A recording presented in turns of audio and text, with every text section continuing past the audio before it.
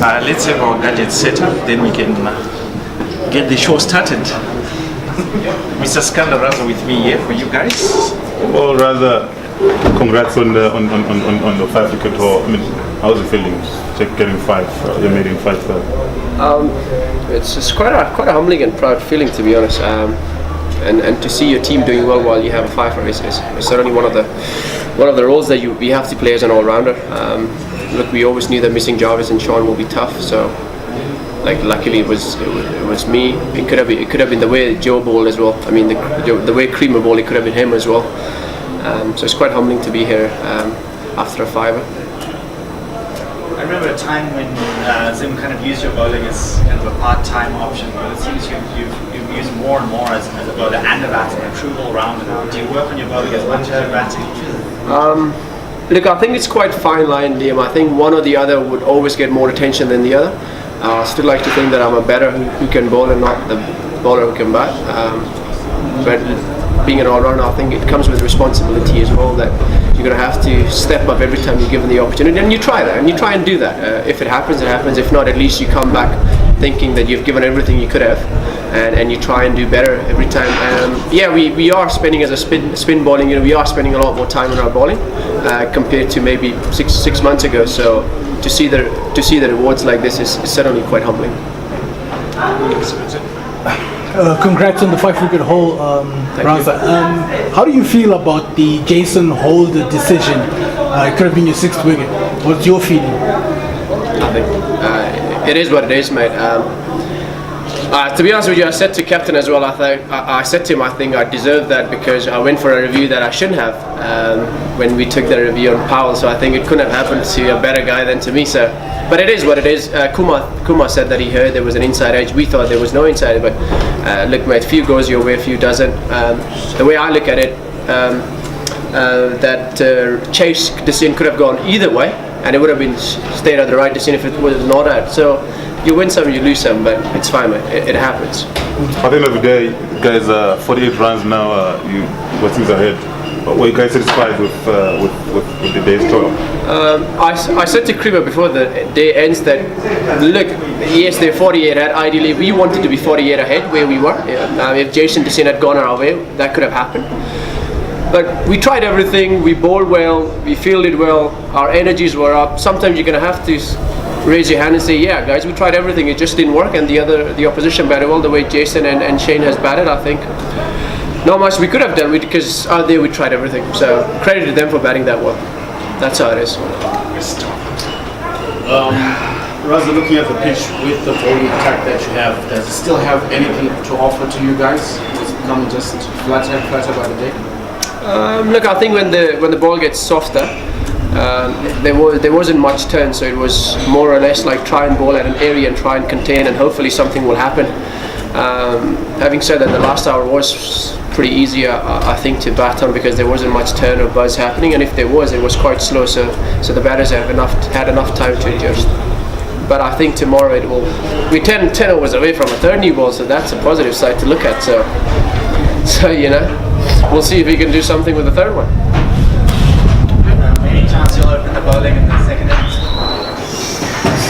I think if Creamer refuses, I'll pick up the ball from him. I'll say I'll bowl the first over.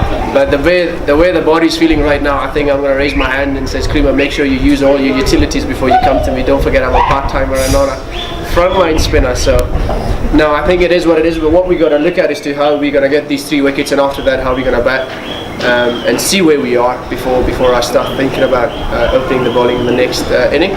But there is a possibility, mate. If asked, I'll do it again.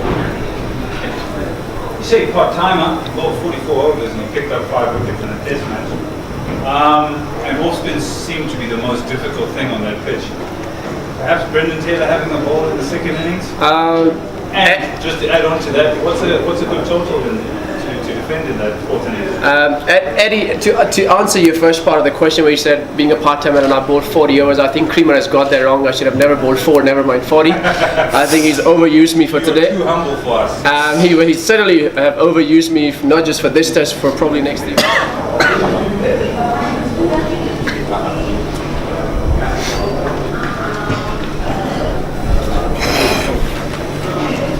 have with us Karen Powell, top scorer today. It just reflects on the game so far and what we can anticipate in the next couple of days. Well batted today. There seemed to be a noticeable push from the batters early on, yourself included, to kind of move the game forward a bit quicker. Did you come out and look to score a bit faster than yesterday? No, it was just the flow of the day's play.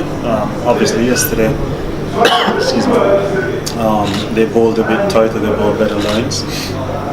Today they gave us more scoring opportunities, and as the day progressed, you have guys load on the other that pushed the score along as well. So that's just what happened. And how was the track, how did it play today? Was there any turn? Was the ball seaming at all? Or was it a bit easier to bat on than yesterday? It was pretty much the same as yesterday, but it's really slow. It's difficult to get the ball away unless you get literally a ball with width or a ball in an area that you're comfortable putting it away. So you just have to be really patient on the pitch. You can't try and force anything. You just take what they give you and bat lots of balls. Karen, what's your general assessment of where the game is right now? Day 3, 48 runs ahead with 3 more wickets in hand. Yes, only 48 runs ahead, but I think it's good that we've put lots of miles on their legs. Hopefully we could come back tomorrow and 2 set guys in as well. Continue to put some miles on their legs and try and stretch the lead as much as possible. Any lead is a good lead on this pitch.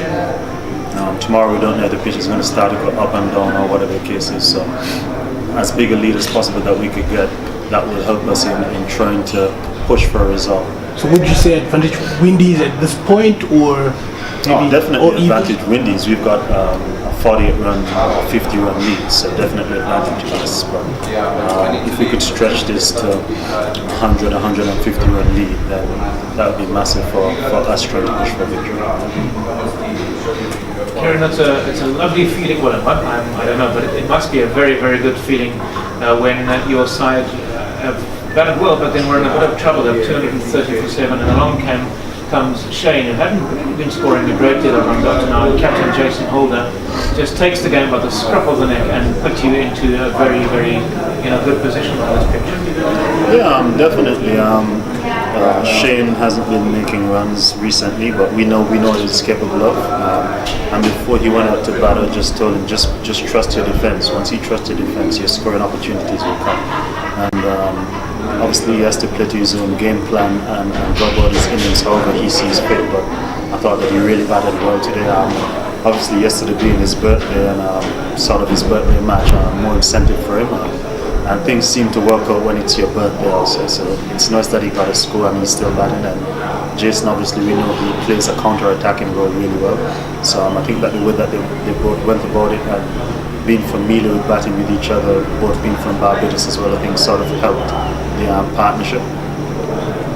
This livecast has been powered by ZimdiTv News, a division of Sly Media Productions, specialists in social media streaming and in-house TV productions.